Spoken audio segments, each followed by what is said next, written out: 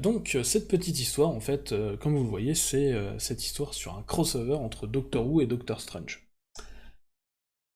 Donc en fait, ce que vous voyez à gauche, c'est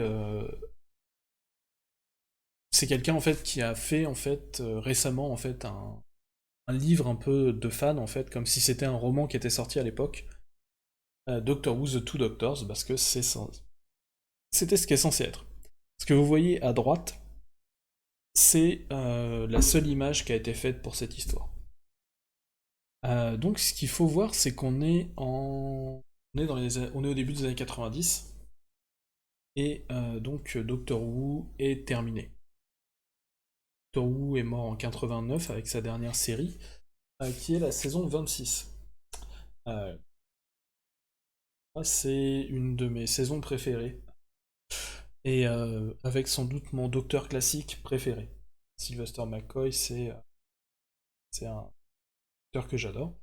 Et donc du coup, il est prévu à ce moment-là en fait, puisque si Doctor Who était mort en série télé, Doctor Who Magazine continuait. Et Doctor Who Magazine avait toujours un strip.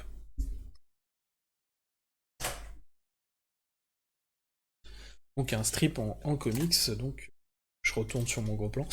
Un strip en comics qui continuait, et donc voici des petites rééditions en fait, tout simplement, de ces histoires, entre autres. Et donc, surtout à l'époque, ce magazine, donc qui s'appelle Doctor Who Magazine, était détenu par Marvel. Et donc, elle a essayé de faire du Doctor Who, c'était beaucoup immiscé en fait dans les productions du Doctor Who Magazine. On avait par exemple eu un magazine qui s'appelle Incredible Hulk présente, et donc il y avait des histoires de Doctor Who originales en fait qui sortaient, donc qui étaient faites par des artistes Marvel à l'époque. Ça a pas duré, ça a duré un an. Il y a eu que 12 numéros. Mais il y a eu ce genre de choses, et donc il était décidé de faire cette histoire qui s'appellerait en fait The Two Doctors. Donc qui serait un crossover donc entre Doctor Strange et donc du coup le docteur du moment qui s'appelle, donc qui est joué par Sylvester McCoy, donc qui est le septième docteur. Et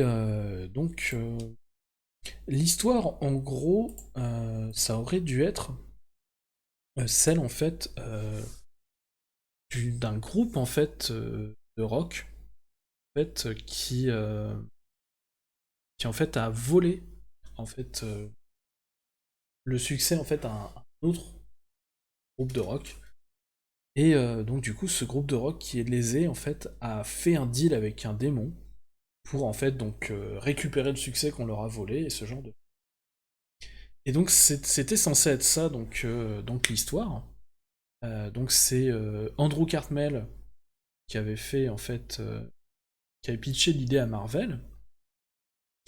Et donc du coup, t'as un artiste du moment qui s'appelle donc en fait Lee Sullivan, qui vous allez voir dessine super bien, donc qui avait fait donc ce petit dessin promotionnel que on va regarder ici en plus grand, simplement. Hop. Ce que je vais faire, c'est qu'en fait, vous voyez, je vais vous le passer comme ceci. Que il était très influencé par Ditko quand il a fait le dessin, il le dit lui-même, il était tout à fait sous l'influence de Ditko. Et j'aime beaucoup ce qui est marqué tout en bas, vous voyez, introduisant donc les deux docteurs. Bon, c'est sûrement une erreur, les éditeurs. Donc voilà, donc vous voyez bien le petit copyright sur le côté, donc 1991. Donc voilà, c'était vraiment une histoire qui aurait dû sortir à ce moment-là. Et donc voilà, ce docteur, Doctor Strange est magnifique. Et t'as bien le côté un petit peu le docteur qui est un petit peu voilà. Et voilà, donc en fait, c'est Tom de Falco qui justement, en fait, justement, c'est remonté du coup, non pas sur les bureaux de Marvel UK, donc Marvel en Angleterre, mais c'est remonté jusqu'au bureau en fait aux États-Unis, et c'est Tom de Falco qui a dit bah attends, la série elle est morte depuis 3 ans, non, on va pas faire un cross. Voilà. Donc du coup, c'est comme ça que cette histoire n'a jamais vu le jour.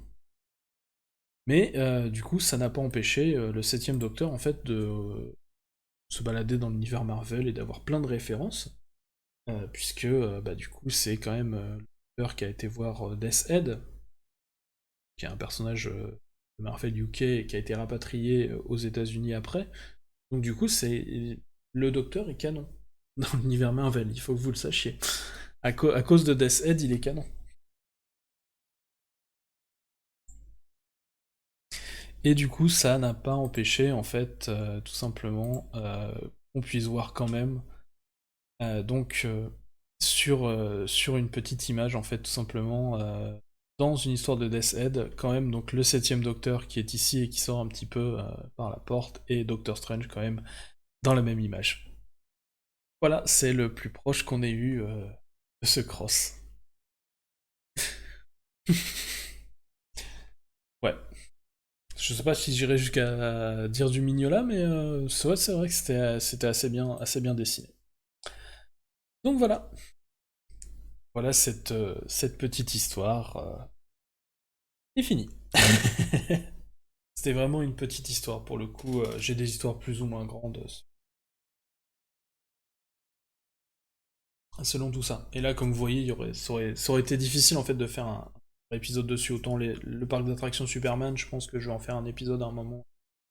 Celui-là, bon, j'ai un dessin quoi. Mais ouais, l'histoire est cool.